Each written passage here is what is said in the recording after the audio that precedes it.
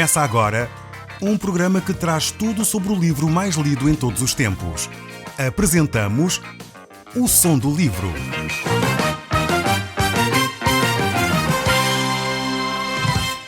Seja muito bem-vindo. Neste podcast vai encontrar o livro mais conhecido e lido em todo o mundo.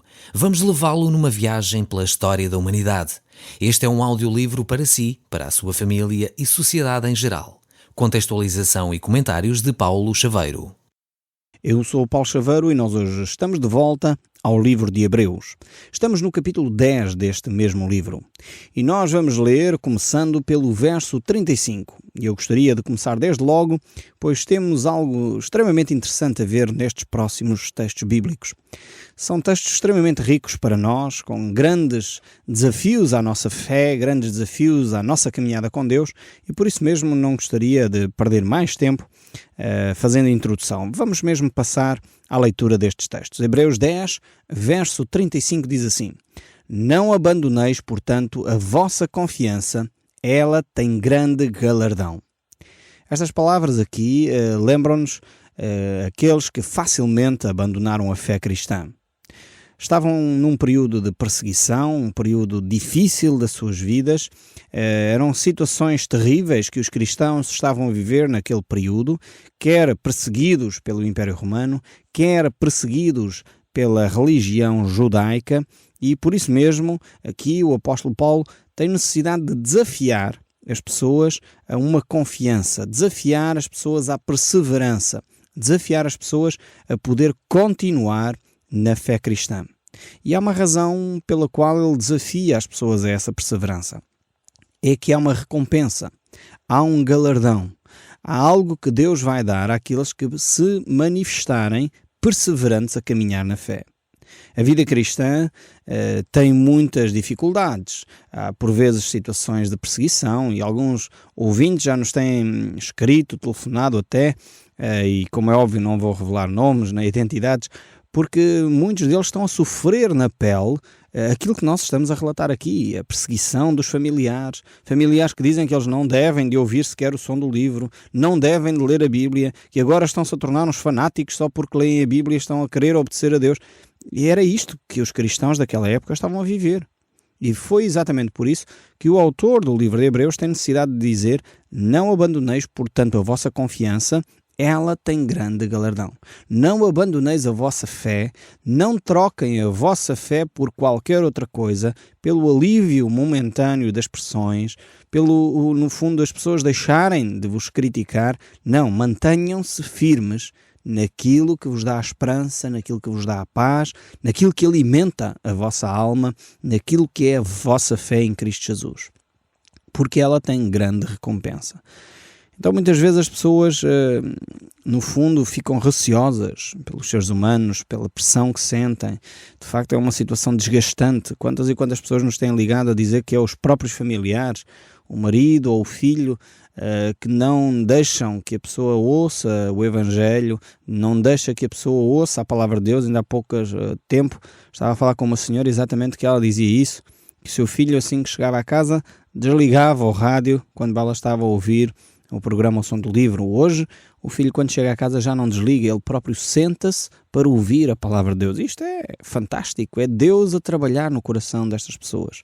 Então vale a pena manter a nossa confiança. Vale a pena nós ficarmos firmes na caminhada com Cristo.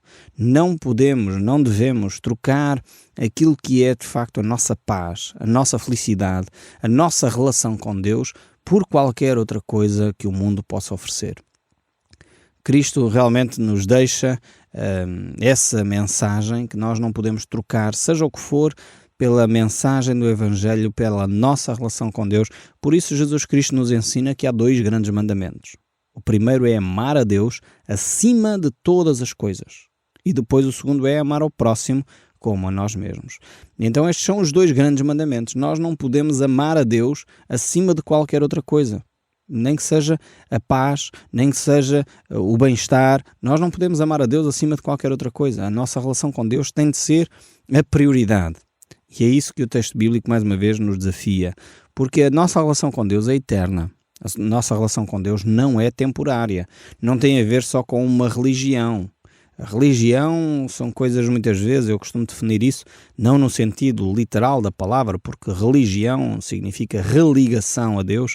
Não é nesse sentido que eu estou a usar a palavra religião, mas no sentido que a maior parte das pessoas, em termos da vida comum, usa. Portanto, religião, normalmente as pessoas associam a uma série de requisitos, a uma série de cerimoniais, de rituais, que os homens foram criando, no fundo, na vida, e a isso chamam religião, uma série de dogmas, etc.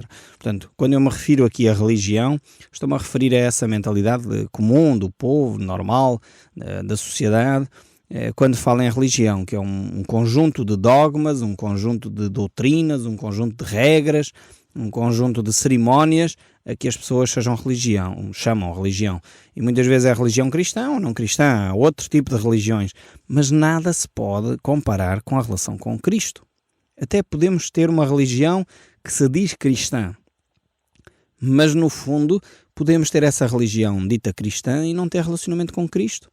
Quantas e quantas pessoas vão às igrejas, vão às comunidades em busca dessa relação com Deus e não têm essa relação com Deus. Dependem do pastor, dependem do bispo, dependem do padre, dependem do líder religioso lá da comunidade para ter uma ligação com Deus. E a Bíblia diz que todos nós, em Cristo Jesus, podemos ser sacerdotes reais, podemos e somos um povo santo, um povo de propriedade exclusiva de Deus. Deus quer ter um relacionamento pessoal consigo. É por isso que Jesus ensina em Mateus capítulo 6, eu cito várias vezes este texto, porque eu creio que é um dos problemas da nossa sociedade. É que muitas vezes nós não percebemos o que é a oração. E Jesus, nesse contexto do capítulo 6 do Evangelho de São Mateus, ele ensina a oração do Pai Nosso, essa fantástica oração que está escrita na Bíblia. E ele lá a ensinar a oração do Pai Nosso, ele também nos ensina duas outras coisas. A primeira é que nós não devemos usar a oração do Pai Nosso como vã repetição, ou seja, repetir aquilo por repetir. Eu vou repetir a oração do Pai Nosso 10 vezes. Isso não interessa. Jesus diz exatamente isso antes, talvez já prevendo que isso iria acontecer uns séculos mais tarde, em que as pessoas iriam usar a oração do Pai Nosso repetitivamente.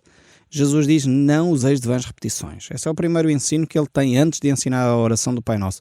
E o segundo ensino, que é extremamente importante e tem a ver mais com aquilo que nós estamos aqui a falar, é que nós podemos ter comunhão com Deus até lá no quarto, fechados, onde nós estamos sozinhos com o nosso Pai. Aí Deus ouve as nossas orações. Isto é extremamente importante. Nós já não temos que ter mais outro mediador além de Cristo. Não precisamos do Santo António para nada, não precisamos do São Pedro para nada, não precisamos da Virgem Maria para nada. Nós precisamos de Jesus Cristo, é o que a Bíblia nos ensina. Agora, não vamos desprezar, como é óbvio, essas figuras históricas tão importantes para nós, que nos deixaram um legado tão profundo, tão sério, um compromisso com Deus tão elevado. Temos que seguir o seu exemplo, mas não usá-los como intermediários. Percebem agora a diferença? E é isto que o texto bíblico aqui nos exorta a fazer. Não abandonar a nossa confiança, não misturar a religião com relação com Deus. Precisamos sim compreender que a nossa fé deve ser alicerçada em Cristo e não nos devemos demover dela, mesmo que sejam os familiares a tentar fazê-lo. Temos que ter muita atenção a esses aspectos. Isso não quer dizer que vamos nos tornar rebeldes, isto não quer dizer que vamos criar agora uma tensão, mas devemos ficar firmes. Como dizia o apóstolo Pedro, importa mais obedecer a Deus que aos homens. E isso nós devemos ter em mente quando ouvimos textos como estes. Agora, temos que também, ao mesmo tempo, manifestar, e como diz o apóstolo Paulo, ganhar, se é um problema com o cônjuge, ganhar o cônjuge pelo exemplo, mais do que por grandes discursos. E, acima de tudo, devemos manter-nos então firmes na nossa fé, não abandonando a nossa fé. E é isso que o texto bíblico nos exorta, não devemos abandonar a Cristo e voltar para o mundo. O texto bíblico nos mostra, havia naquela altura um homem que de facto tipifica este tipo de comportamento, que é Demas. E o apóstolo Paulo diz, Demas, amando o presente século, nos abandonou. Nós, como cristãos, não devemos viver desta forma, não devemos abandonar o Evangelho, não devemos abandonar o estudo da Palavra de Deus, devemos sim continuar a caminhar, porque, como diz o texto bíblico, não abandoneis, portanto, a vossa confiança, ela tem grande galardão, ela tem grande recompensa. e realmente devemos ficar firmes nesta promessa da parte de Deus. Voltar ao mundo é retroceder, voltar às práticas antigas é retroceder na fé, é voltar a cair da fé, e nós precisamos ficar firmes naquilo que já aprendemos a respeito de Cristo Jesus. Aqui fala-nos também de recompensas. A Bíblia realmente é um livro de esperança, é um livro que nos mostra que a caminhada cristã, por mais difícil que seja nesta vida, tem um alvo, tem um objetivo e tem um galardão, tem uma recompensa. Vale a pena prosseguir nesta caminhada. Nós sabemos que, por outro lado, enquanto não tínhamos Cristo, enquanto não tínhamos esta relação com Deus, os dissabores, as tristezas, os sofrimentos, as desilusões estavam constantemente na nossa vida sem que houvesse uma esperança, sem que houvesse algo que animasse o nosso coração. Eu tenho compartilhado e tenho conhecido várias pessoas, desde pessoas muito abastadas, a pessoas que têm vivido aquilo que o mundo oferece, até o mais, o mais degradante que se possa imaginar, e tenho compartilhado com essas pessoas o Evangelho de Cristo. E algumas, quando chegam a conhecer Cristo Jesus como Senhor e Salvador, percebem que a prostituição, as drogas, o álcool não é nada comparado com a relação que nós temos com Cristo. Não é nada comparado com o preenchimento que Deus traz ao nosso íntimo. Algum tempo atrás estava a falar com uma pessoa que tinha feito um percurso de vários anos nas drogas. E as pessoas normalmente associam-se às drogas e ao álcool porque de alguma forma aquilo preenche um vazio qualquer que a pessoa lá tem dentro, a frustração, o desânimo. A pessoa quer substituir aquilo por uma alegria, ainda que seja momentânea. E essa pessoa tinha vivido um período longo da sua vida nessa vida, nas drogas, etc., difíceis. E ela a certa altura dizia, mas nada, mesmo quando estava nas drogas, nada se compara à relação com Deus. À paz interior que Deus pode dar, a esse vazio que eu tinha dentro de mim, que agora está preenchido pela pessoa de Jesus Cristo. Isto é um testemunho tremendo. Realmente é fantástico ver aquilo que Deus faz, e o faz pela ação sobrenatural do Espírito Santo em nós. Não é uma coisa, não tem a ver com mecanismos humanos como alguns pensam. Isso é tudo psicológico. A religião, isso é tudo fanatismo. A religião não tem nada, como dizia aqueles antigos filósofos, não é? É o ópio do povo. É falso. Não tem a ver com mentalidade, não tem a ver com lavagem cerebral, tem a ver com uma ação de Deus sobrenatural sobre nós. Que nós não temos forma de racionalmente, além disto que já expliquei, explicá-la. Porque é sobrenatural, vem de Deus, é espiritual, e nós, seres humanos, temos uma grande dificuldade em lidar com o espiritual. É por isso que Jesus Cristo faz todo o sentido, é por isso que Deus se materializou na pessoa de Cristo, para que os homens, pelo menos, olhando para a história, olhando para o passado, pudessem dizer, ok, há aqui qualquer coisa que está identificado, que é a pessoa de Cristo, que inclusive mudou a leitura da história. Hoje estamos no ano 2000 e tal, exatamente por causa da pessoa de Jesus Cristo. Portanto, tem a ver com esta personagem que marcou a história e alterou, inclusive, a forma de datação da nossa própria história. É impressionante como uma personagem, durante 3 anos, porque o ministério de Jesus foram 3 anos, marcou tanto uma sociedade, marcou tanto gerações, marcou tanto vidas durante séculos e séculos. Isto não é normal, isto não é humano. É óbvio que é espiritual, é de Deus, é alguma coisa que nós não podemos controlar, nem alguma coisa que nós podemos palpar num certo sentido. Tem a ver com a ação sobrenatural de Deus em nós. Então vale a pena prosseguir, vale a pena ficar confiante nessa fé que Cristo coloca no nosso coração.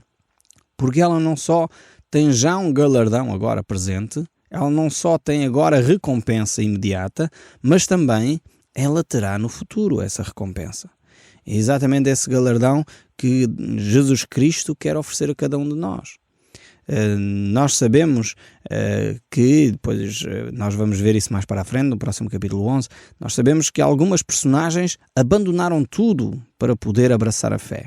Por exemplo, Moisés, um homem fantástico, um dos maiores líderes da nação de Israel, ele abandonou o trono do Egito, ele abandonou as vantagens que tinha no palácio do Egito, e o Egito daquela altura, era só a maior superpotência que existia no mundo. Portanto, estamos a falar do país mais desenvolvido da sua época, portanto, e nesse sentido Faraó, portanto, seria o presidente do maior país do mundo. Imagine você qualquer o país que você mais admira, e Faraó seria o presidente desse país. E Moisés era um dos elementos próximos daquela corte. E ele abandonou isso por amor de Deus.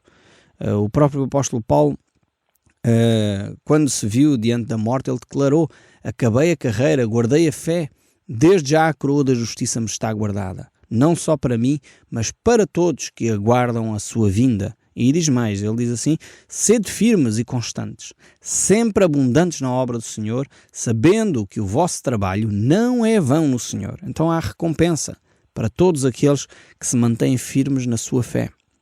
Você, se ficar firme na sua fé, a promessa de Deus é que Deus irá recompensá-lo. Vale a pena ficar firme. Não abandone, não desista, porque a desistência são para os fracos. Agora, para aqueles que realmente são alicerçados em Cristo, aqueles que são fortalecidos pela pessoa de Jesus Cristo, esses receberão galardão. E é isso que o texto bíblico aqui nos desafia de uma forma tremenda. Jesus, o próprio Jesus, tem uma frase tremenda sobre isto, quando ele fala acerca da vida, como gastamos o nosso tempo, como gastamos a nossa vida no fundo. Ele começa por dizer que até quando nós damos um copo de água fria a um dos seus pequeninos, é como se estivéssemos a fazer ao próprio Senhor Jesus Cristo. E isso teria recompensa. E depois Jesus ainda vai mais longe e diz o que vale no fundo a vida. E eu creio que nós só conseguimos responder cabalmente a esta pergunta de Jesus quando estamos num funeral e na perda de um ente querido, alguém muito próximo. Aí nós ponderamos seriamente sobre o valor da vida, o valor da perda de uma alma. E Jesus diz: o que vale ao homem ganhar o mundo inteiro e perder a sua alma? Ou o que daria o homem em troca da sua alma? Realmente são perguntas que devem ecoar no nosso íntimo. E é nestes momentos, quando nós estamos perante a morte, é nestes momentos, quando nós estamos na perda de alguém que nos é próximo, que nós ponderamos sobre estas perguntas. E vale a pena realmente nós darmos uma resposta cabal a esta pergunta. O que vale o homem ganhar o mundo inteiro? O que vale ter fortunas? O que vale ter fama? O que vale ter o que quiser? Se perder a sua alma. Na hora da morte, nós temos que ponderar sobre isto, mas como muitas vezes nós às vezes não sabemos quando a morte chega, é uma das realidades que nós temos, não sabemos quando ela chega, nós temos que nos preparar. É por isso que Jesus Cristo diz: não abandonem a vossa confiança, fiquem firmes na vossa fé. Vale a pena prosseguir, porque a alma vale o mundo inteiro. A alma vale o mundo inteiro. Foi por isso que Jesus Cristo deu a sua vida, para que a nossa alma pudesse ter vida eterna. E ainda o verso 36, o capítulo 10, verso 36 do livro de Hebreus diz: com efeito tendes necessidade de perseverança, para, havendo feito a vontade de Deus, alcanceis a promessa. A Bíblia fala constantemente desta ideia. Perseverança é uma palavra-chave, uma palavra importantíssima para a nossa caminhada com Deus. Perseverança. E aqui o texto bíblico mostra como ela é fundamental para alcançarmos a vontade de Deus. Muitos são, por natureza, ou não encaram por natureza o cristianismo como algo, enfim, sério, algo que vale a pena. Essencialmente, creio eu, por muitos maus testemunhos que têm sido dados em nome de Cristo. Mas na realidade, quando o cristianismo é vivido de uma forma intensa, quando o cristianismo é vivido dentro dos valores de Deus, então aí sim é um testemunho tremendo. É por isso que nós temos tantas referências a personagens históricas que marcaram a nossa vida, que são realmente pessoas que se destacam da maioria dos outros, porque no fundo viveram um cristianismo a sério, abandonaram muitas vezes as riquezas para viver no meio dos pobres, deram tudo o que tinham para poder alimentar os necessitados. E realmente, quando nós vivemos com pessoas assim, ficamos com um impacto tremendo na nossa vida. E quando a pessoa vive exatamente o contrário, à procura dos seus interesses, à procura de riqueza, à procura de fama, esquecendo-se dos valores cristãos, isso é um péssimo testemunho. Jesus contou uma história parecida com isso. Um homem que queria construir mais e mais, queria ganhar mais e mais, até que realmente já tinha tudo o que queria e ele pensou, bem, vou ainda construir uns celeiros maiores para arrecadar a minha fortuna e viver tranquilo. E Jesus diz, louco, esta noite te pedirei a tua alma e o que tens amealhado para quem será? Às vezes as pessoas não percebem que o trabalhar a vida inteira para ganhar algum dinheiro não é objetivo nenhum na vida. Temos que ter um objetivo de alimentar a nossa alma, de preencher o vazio que só Deus pode preencher. E não há dinheiro nenhum no mundo que possa comprar essa experiência com Deus. Por isso, com efeito, tendes necessidade de perseverança, para que, havendo feito a vontade de Deus, alcanceis a promessa. Isto é tremendo, este texto da palavra de Deus. E o texto ainda segue a dar-nos, de facto, referência. Diz o verso 37, porque ainda dentro de pouco tempo, aquele que vem virá e não tardará. Ou seja, a pessoa de Jesus Cristo está prometida à vinda dele. E é por isso que ele nos desafia a esta caminhada com Deus. E é por isso que também o próprio Jesus, quando estava entre nós na sua oração sacerdotal em João, o Evangelho de João, capítulo 17, ele diz, e a vida eterna é esta, que te conheçam a ti, o único Deus verdadeiro e a Jesus Cristo a quem enviastes. Este é um propósito de vida nobre. Este é um propósito de vida digno. Conhecer a Deus, o único Deus vivo e verdadeiro, e a Jesus Cristo a quem Ele enviou. Realmente é o desafio que Deus tem para a nossa vida. Este é um propósito que eu creio que você poderia investir toda a sua vida, porque Deus é tremendo. E Deus é enorme, Deus é eterno, Deus é grande. Por isso levaria a nossa vida toda e mais alguma para nós começarmos a conhecer quem Deus é. Mas como Deus sabe as nossas limitações, Ele deixa-nos um desafio. E é por isso que no verso 38 aqui do livro de Hebreus, no capítulo 10, ele diz, todavia, o meu justo viverá pela fé. Ou seja, este conhecimento de Deus, este relacionamento com Deus só é possível por meio da fé. Porque sem fé é impossível agradar a Deus. É por isso mesmo que aqui o autor de Hebreus vai buscar esta ideia ao livro de Abacuque, no capítulo 2, verso 4, mas o meu justo viverá pela fé. Uma citação do Velho Testamento, mais uma citação do Velho Testamento, porque o livro de Hebreus está cheio de citações do Antigo Testamento, e mais uma vez ele cita este texto aqui de Abacuque, o meu justo viverá pela fé.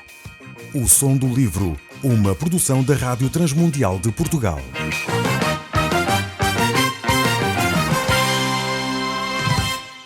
RTM. Conhece todos os nossos programas em rtmportugal.org.